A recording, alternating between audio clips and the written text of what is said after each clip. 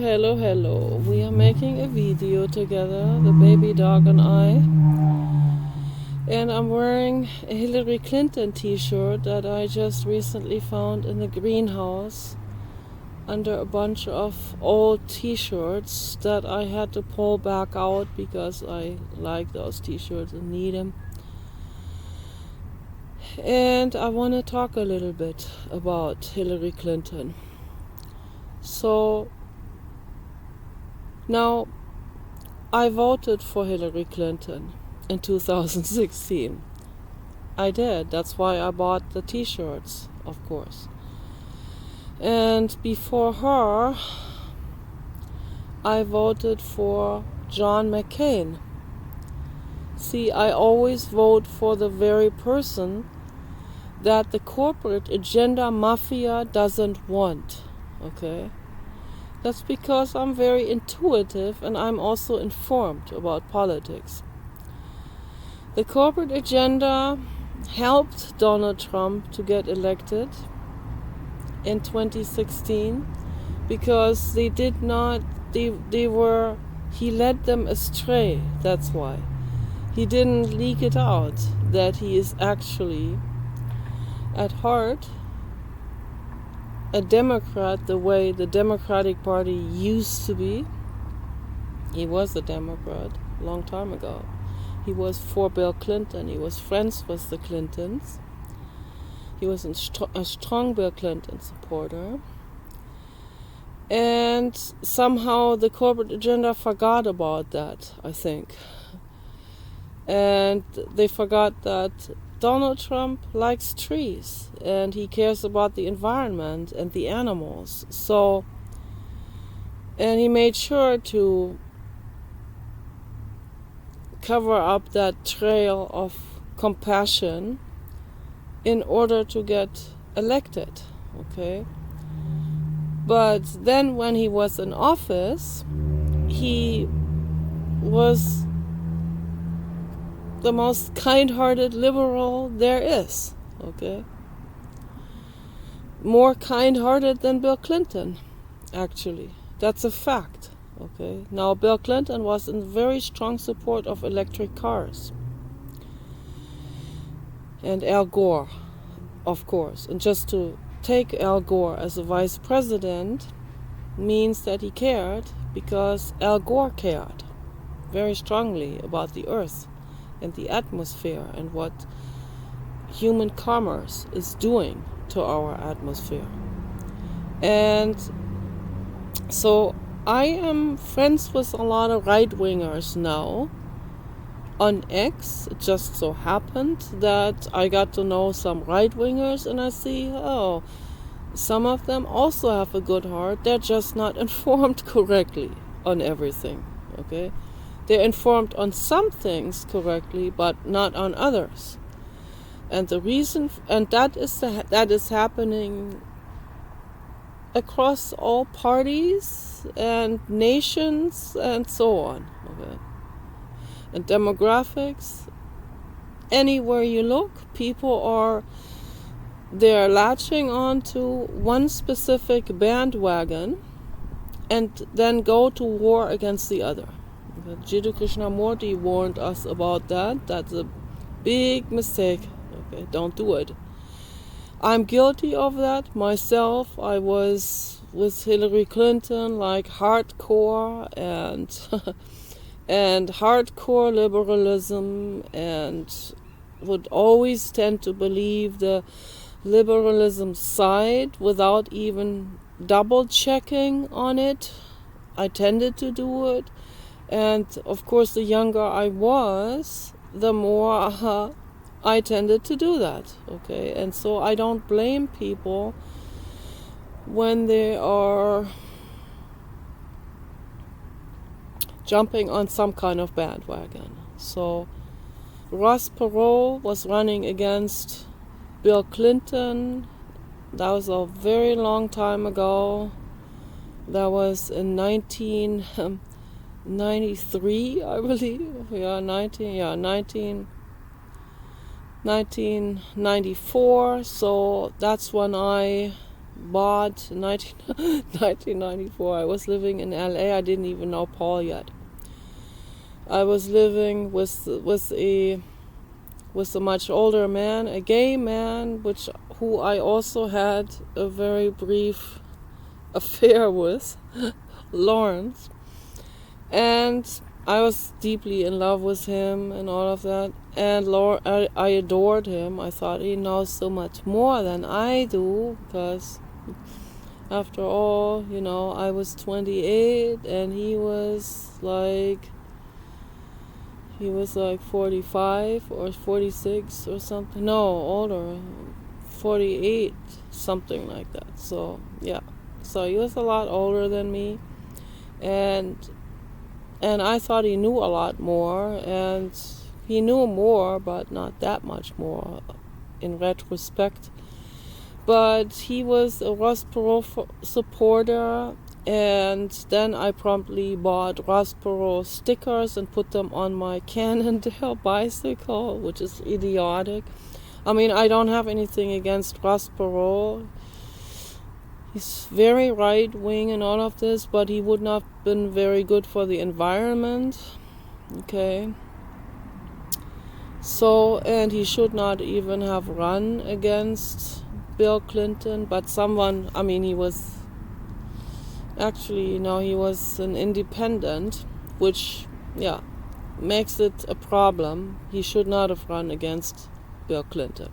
But I didn't know any of these things, so I thought, third-party candidate, great, right? Now, it doesn't work in the United States, unfortunately. We want to do that real bad, but I don't think that,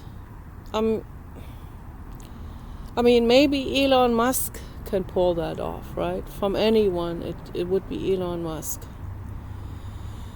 But even with Elon Musk, I have my doubts that someone can pull that off and create a third party and get people on board from both sides, right? Like a reason-based party. But neither party is reason-based, and no party actually is. I helped the Peace and Freedom Party also, those people in the past, and I was sympathizer with lots of extreme left-wing groups and so on. Also in Germany, I voted for the Green Party.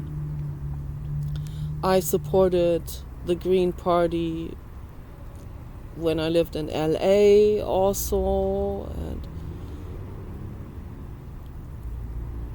and that was the time when I was actually supporting, still so real much on board with the Green Party, and I thought, they can't do anything wrong. It never crossed my mind that they could also become corrupted. No, it never crossed my mind, right? That's like cultism, sort of. But that's what we do when we're young, when we're in our 20s, okay? We were way too naive. So if you study this rigorously your whole life, and then you're 60, like I am now, and I've studied this rigorously because it didn't make sense to me that George W. Bush was elected, okay? Made no sense to my family in Germany either. No, we were shocked about that. We thought Al Gore would win for sure. After all, he's so good, right? He's for the environment. How come he doesn't win? Because the corporate agenda mafia doesn't want an environmentalist, right? That's why. And that's why they put out the most expensive propaganda, hate propaganda in history. Against who? Hillary Clinton, okay? That was the most feared person by the corporate agenda mafia. The mafia feared her so much that they spent, I think they must have spent over $1 billion. Or maybe $2 billion, who knows, on the campaigns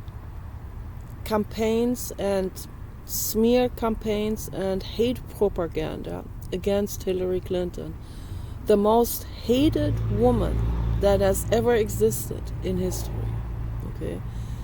Because of the hate propaganda. If it wasn't for the hate propaganda, no one would have ever gone against her. People would have said, yeah, why?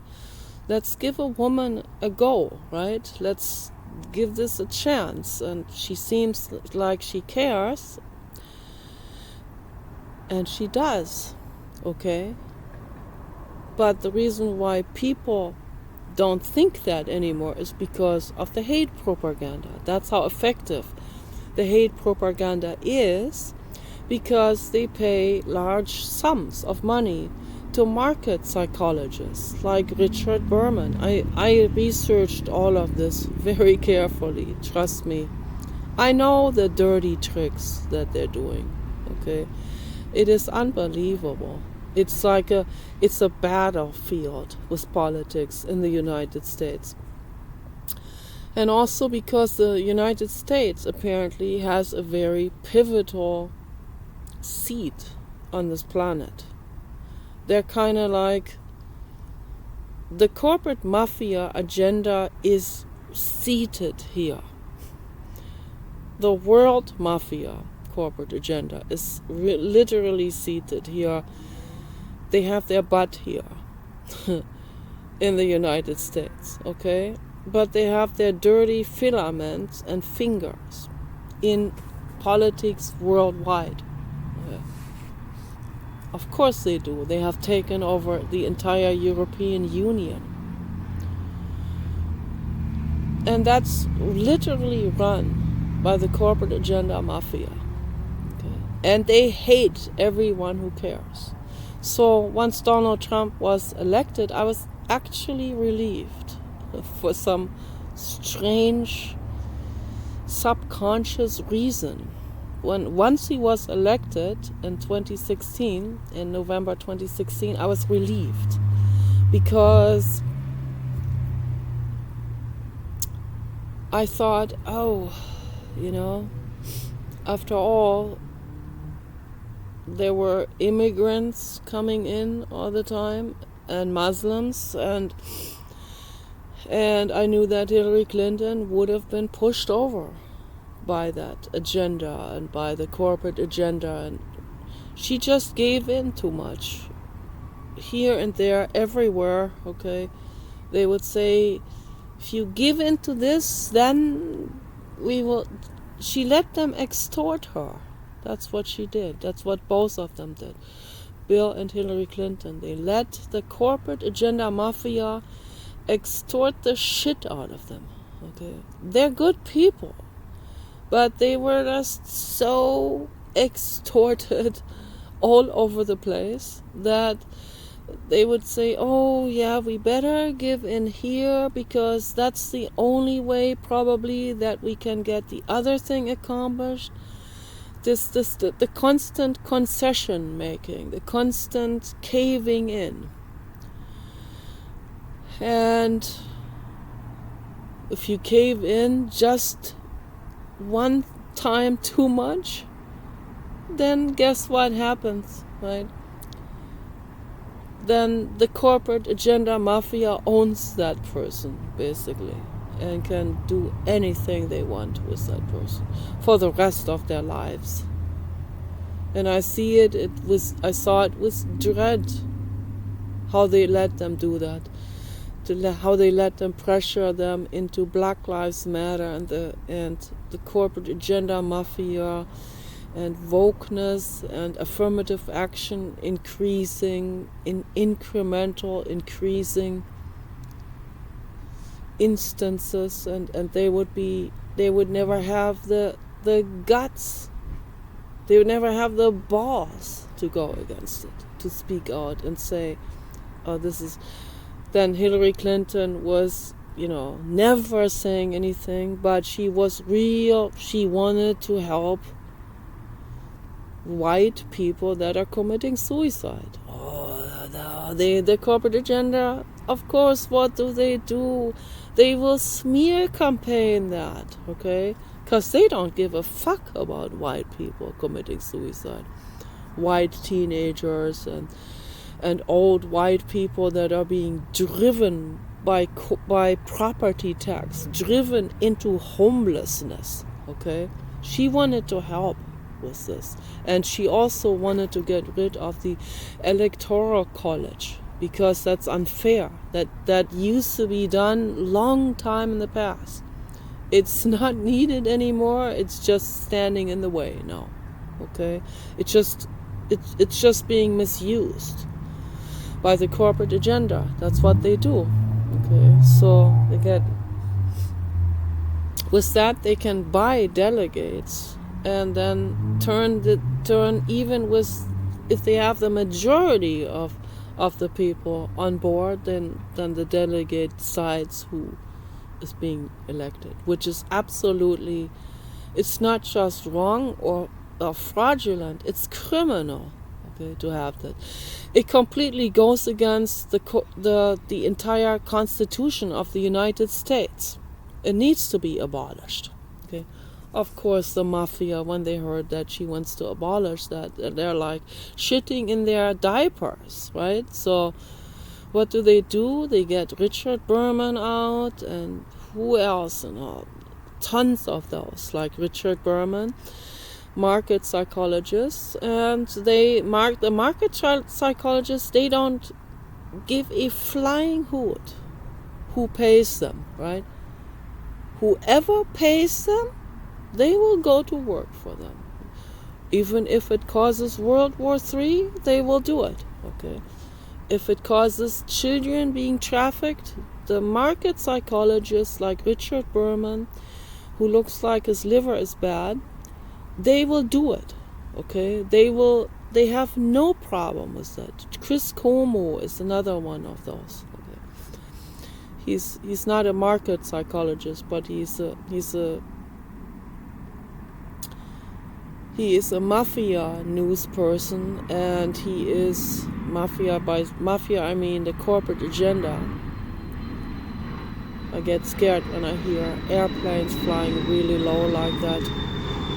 And by the way, I thought about that the other day, why I get very scared of low-flying airplanes. I inherited this trauma and this fear from both of my parents, because they have been through the bombing. They have been through 1945, 1944.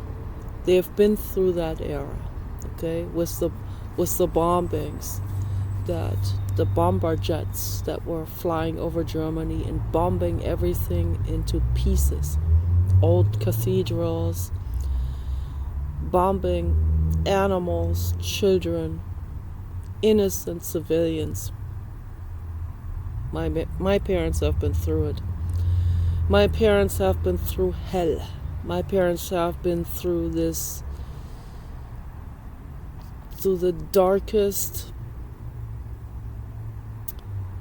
phases in history you can possibly imagine. My mother would always talk about that, how the only way she could make it to school is by hanging onto a train and even falling off the train, unconscious because she didn't have enough food to eat. She was so weak, she couldn't even hang on to the train. That was real hell that my parents have gone through, okay? Just to be able to make it through this extreme depression, economic depression, and World War II, that means they were really tough people to make it through this. But of course, they were also lucky in a lot of in a lot of instances where other people were just not lucky, where other people perished and didn't make it, where other people starved to death. They all starved to death, not just the Jewish people. See, that's another very pleasant corporate agenda propaganda move, to say that they starved the Jewish people and all the other ones were fed. No, they were all skeletons, every one of them. My parents as children, their parents, my grandparents, everyone was skin and bones. They barely survived. Okay. So when you see Holocaust photos, that's how all of them look like. Except for the farmers that lived way out there in the country and that were self-sustainable. That's why it is so utterly important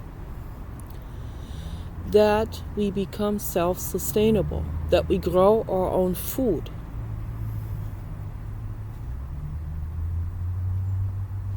And that we are no longer dependent on an infrastructure, on a governmental handouts, right? Paul is getting Medicaid or whatever, Medi-Cal. I'm getting it too, so I feel bad about it. The stuff that they give that is actually helping people, because they're basically owned by the pharma and medical industry. The actual stuff that's helpful, like they give you vitamin D supplements, which is great. Okay, I appreciate that. But all the other stuff, they don't give you holistic modalities. They only give you what the pharma industry wants to make money on, which is bad for you, okay? And they throw the vaccines at you. Throw it. As you walk by, they throw it past you. Here, take it, okay? It's free. They actually want to pay you to take. Why? Because this whole thing is just conveniently paid for with our tax fund. And it makes the pharma industry so much richer. Okay? The pharma industry has both feet in the door in our government. The medical industry has both feet in the door. They own the politicians. They're collaborating. This is a corruption collaboration, together with Lockheed Martin, also with the weapon industry. They all have one goal, is to make the public, and they have summit meetings for that, okay, to make the public ignorant of all of this. But John McCain wanted to help. They wiped him off the table like with a ShamWow. It was that easy. It was so easy for them to wipe John McCain off the governmental popularity list. Didn't work with me, because I heard what John McCain was talking about. He wanted to empower the public and give them independent healthcare advising groups and stuff like that. I thought, whoa, that's brilliant. That makes sense. It helps people, but guess who didn't like it? The pharma and medical industry. So they put out shit propaganda against him, and people turned against him. And they thought, oh, he's too old. Well, Bernie Sanders was much older, in comparison to when John McCain was running. John McCain is not alive anymore. He died from a brain tumor. Real tragic. And all of that stress and all of this, the smear campaigns, I'm sure that it must have broken his heart and his brain, what they have done. They killed him, okay? They killed this man that had already been tortured, that had given his life for this country in combat and war. But, he didn't know that he's fighting basically for the corporate agenda mafia. He didn't know it then, when he was young. So later, he at least wanted to use his military rank to get into politics and get something done that's good for the greater good, right? They wiped him off just like that. It was harder to wipe Hillary Clinton off because obviously Bill Clinton has done so much good for the greater good that a lot of people couldn't ignore that. And so that brought Hillary Clinton also to the forefront with that. And the corporate agenda, whenever the corporate agenda pays millions or even billions to smear campaign and hate campaign against a person, you can already know as a rule of thumb that this person they're going against must be good, must be offering something very productive and innovative and helping the public and making things better, right, for planet Earth. They must be, or the mafia wouldn't go against them like this. And that is a very good rule of thumb to go by. So Donald Trump outsmarted the corporate agenda mafia. He made them in 2016 and before. He did the Apprentice show, which was a real smart move. He got very popular with that. And he acted like he was corporate and like callous and all of that. And people love that, right? Man, they love that persona that he portrayed himself to be to the public. This callous guy, successful, callous and ruthless and kind of like conservative appearing but he was still on board with the Democrats because that's what he is at heart, right? But he made the public think he is this ruthless corporate person, and people adore that. The majority of people seem to adore it, which I think is pathetic.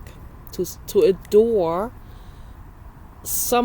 an image of someone, whether the person is or not. I'm just talking about the image of someone who is like J.R. Ewing's from the Dallas show. I don't know if any of you older people remember this. So that was even famous in Germany. Even in Germany, that was we were drilled against the United States. That's been going on for a long time. Okay. But even there, the people were, that's so successful. Is successful, the picture perfect oil executive that has power. People love that when someone has power. It could be also a devil worshipper, and they will go, "Be my master, I'll be your puppet." That's how the majority of people seem to be. Look, I'm not trying to bash the human species here. If we want to heal, if we actually want to heal, we have to look at our issues. Chris Cuomo, okay, he's already making an effort in that direction. But it's not good enough to just say, "Oh yeah, I got issues, I know, I need to work on this. I'm selfish," and so on. Yeah, but then work on it also. Don't just sit on that, almost like, oh, now people can relate even more to me, right? It's like almost a move in the wrong direction. So now work on it. In order to work on ourselves, and we all need healing, every one of us, okay? Chris Como needs healing. Tucker Carlson needs healing. I think Tucker Carlson is still addicted to nicotine, and he takes that now, and I think he vapes or something. I'm not bashing anyone. People have their addictions, they have their vulnerabilities, okay? They have their issues. Many people have selfishness. But Donald Trump just portrayed himself to the public as someone like J.R. Ewing. He wasn't like J.R. Ewing. Donald Trump was more Mother Teresa than Mother Teresa actually was. See? That's how things can be extremely misleading and misrepresented. Whether someone misrepresents themselves deliberately like this or is being misrepresented by the public. Yeah.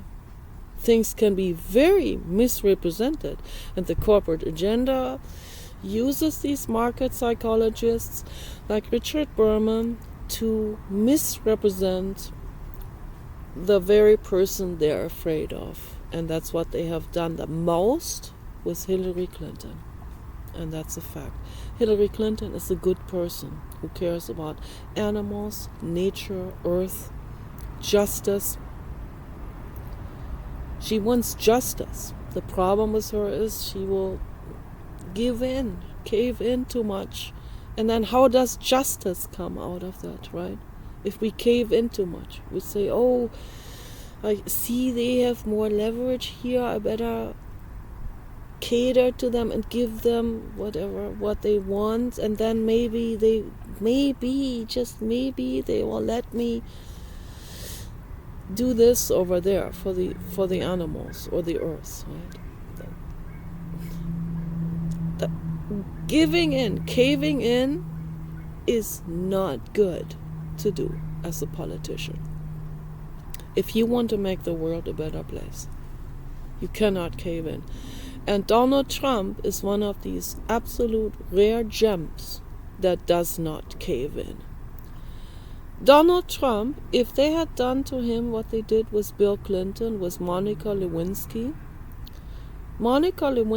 was hired to seduce Bill Clinton. She was hired by the corporate agenda mafia to get him. It's the same as Jeffrey Epstein, the same situation, right? And Jeffrey Epstein also added on top of that, okay? So Jeffrey Epstein too, he saw Bill Clinton like food. Here, come to my Lolita Express. You can have a girl sit on your lap there on the Lolita Express. I don't know if anyone is familiar with the novel Lolita by Vladimir Nabokov. Okay, very old novel that was written somewhere in the early 70s or 60s. My parents read it. I read that book when I was young, when I was a teenager. I thought it was disgusting. Okay, Lolita, and I now looking back on it, now knowing everything that I know today, I know why Vladimir, too bad he has that same name, because we don't want to smear that name, because Vladimir Putin is a good person. But that Vladimir Nabokov, I'm suspecting that the writer, I'm suspecting that he was probably not such a good person. He may have been, that whole novel may have been some kind of, let's slowly and gradually make this subject okay with society. You know, where a man is banging an underage girl, or actually starting with when she was actually a child already, 10 years old. And people got off on that story, actually. I just thought it was disgusting. It was horrific. How can someone write a book like that? Where they're actually trying to make this okay. That that guy targeted that girl and married the mother just so that he can be with that girl, with that little girl that he was constantly observing in a park where children play. Disgusting, all of that. And she became his slave. I think he killed the mother. He killed the mother then, and then he could have full custody over the child, and then he would just constantly rape her. And that was kind of like, this novel was kind of like trying to get the public already in the 60s, slowly trying to get the public to be okay with that. I observe these things. And I connect the dots. I see what they're doing, okay? And Lolita Express, of course that name Lolita is coming from that novel, okay? And Bill Clinton knew that also. But Bill Clinton was not the kind of man that would be okay with breaking the law, that would be okay with doing an underage girl. He was not okay with that. But they tricked him. They outsmarted him. They put a 17-year-old that looks like 19. They put her on his lap. Okay? And half like that poem, like the poem by Goethe, The Fisher, the fisherman, where there was a mermaid coming up. Half she was pulling him in, and half he was falling in, right? So kind of like that. So you put Toblerones on my lap, right? 20 Toblerones. You had already stripped them. You had already taken the clothes off the Toblerones. And you put them all on my lap in the Lolita Express.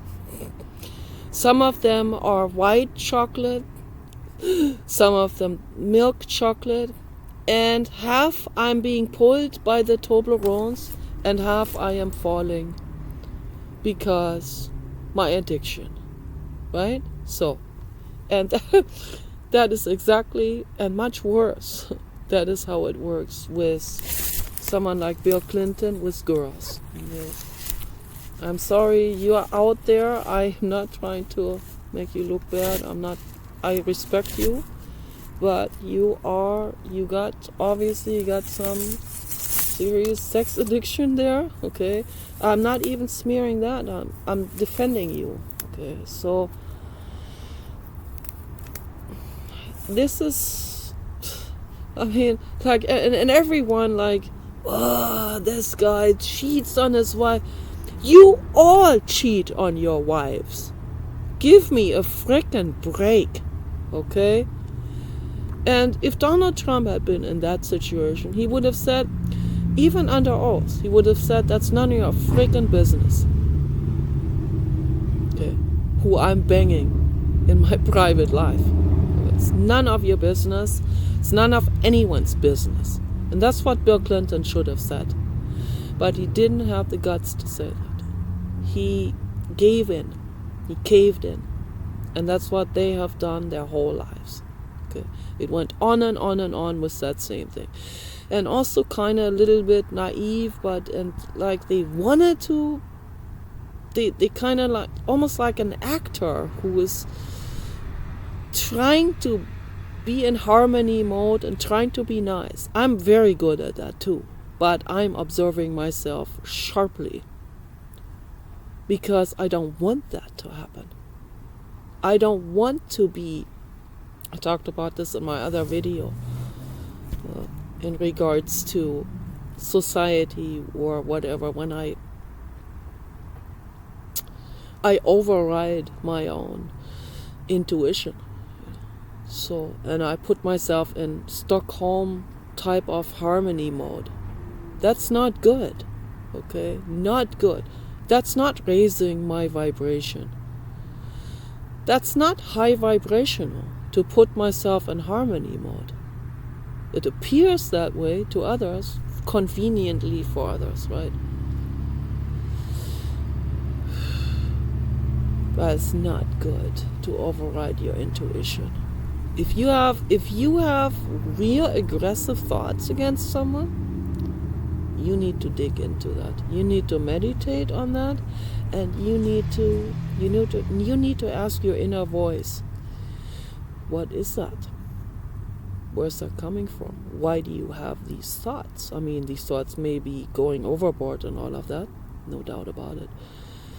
But you need to go into meditation, and you need to ask your inner voice and say, where do you get this from? Where is this coming from? Where's that hatred coming from? What are you seeing that my overconsciousness doesn't see? Okay? What are you seeing down there in the hippocampus that the prefrontal cortex isn't seeing or isn't willing to see, right? So dig into it. And always trust your inner gut instincts. Always. Always, always, always. Never ignore it, never override it.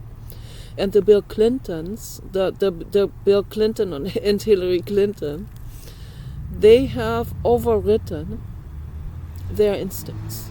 And they're very smart people. They have much higher IQ than I have. Their IQ is in the 150s. And they have seen shit. They know how shystering people are. They know all of this.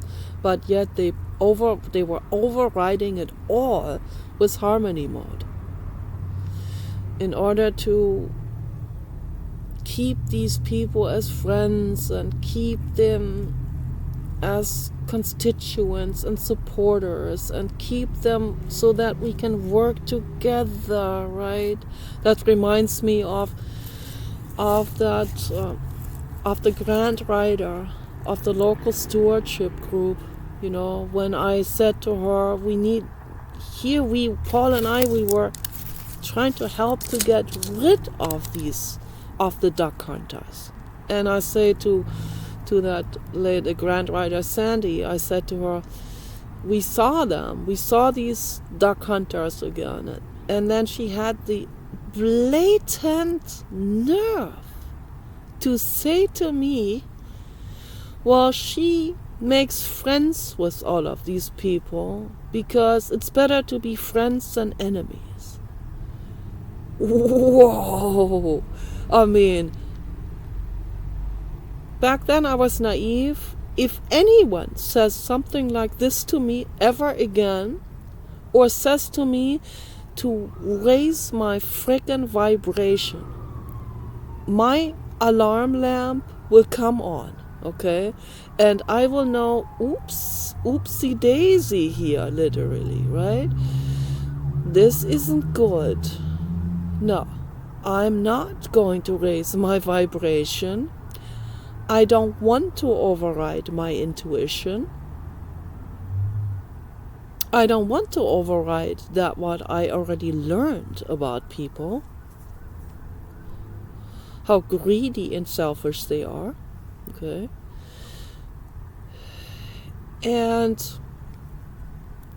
I need to listen to my gut instincts. I have to listen to it.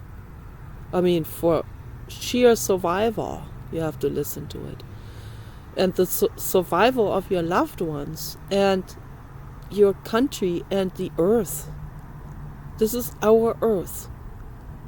I'm not going to let anyone gaslight me anymore into, and I believe this is a real popular trick of the corporate agenda mafia, to come in the back door with this spiritual trickery, spiritual fuckery, okay? Spiritual mind fuckery. Super convenient trick, smooth, works very well, particularly with liberals. And so they use that, they use the spiritual door, they come through this dirty spiritual door, side door, okay? And they also come through the white shame and white guilt door as well. And then they often combine the two. You need to shame, like they use shame all the time. Shame, you know, you need to be, you a racist? Racist? Yes, according to your definition of racism, I am a racist. 100%, 150% I am. Whether I have stuff like that in my DNA or not, okay, has nothing to do with it. Just because I have something in my DNA from a far distance that has washed itself out or not.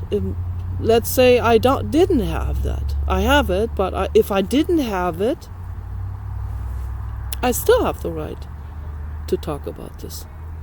Because we have the right to talk about it. Don't listen to these monsters, those corporate monster people that tell you because your DNA is all Swedish or German, you have to now give in to affirmative action and shit like that. Affirmative action does not work. And there are plenty of ethnic people that agree to this wholeheartedly. They have seen it. There are plenty of ethnic people that do not ride on that whatever they call hitchhiking with this. They don't hitch. Plenty of them that don't complacently hitchhike with whatever is thrown at them from the white guilt. Okay. You know, conveniently eating up the cookies that the white guilters have thrown after them. No, there are plenty of them that are very smart and very sharp-minded that see through this. They know this is trickery. That's all it is. And it doesn't work. Affirmative action does not work. It has made the world into hell. The whole planet is suffering from that. And that's a fact. Okay. So, and whether I have ethnic stuff in my DNA or not makes no difference. I have the right to talk about it. I absolutely do. And most of us have something from some other ethnic groups mixed in. Most of us on Earth have. Okay, this is a fact. Okay, and that's the reason why is because there's people went out there. Schiffer people that went out there already in 1200 to go around the whole globe. They brought a woman with them from somewhere else, okay? So, my goodness, we need to heal this. Heal this, okay? This needs to be healed. Racism needs to fall away. It needs to be healed. All of this, all of these, the white guilt needs to be healed. This is bullshit. This is a corporate agenda mafia that uses these things, and that they will throw fuel into the fire with that. They use that like food, and they use it against the public. That's a fact. We want to heal, every one of us. We need to heal. Okay, I like Hillary Clinton. She's an amazing, amazing, amazing woman.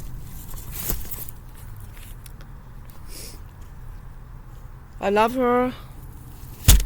I love Donald Trump. I love Elon Musk.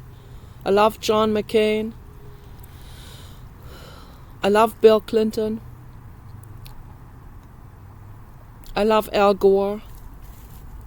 I love Ingrid Newkirk. I love everyone who cares and wants to make the world a better place.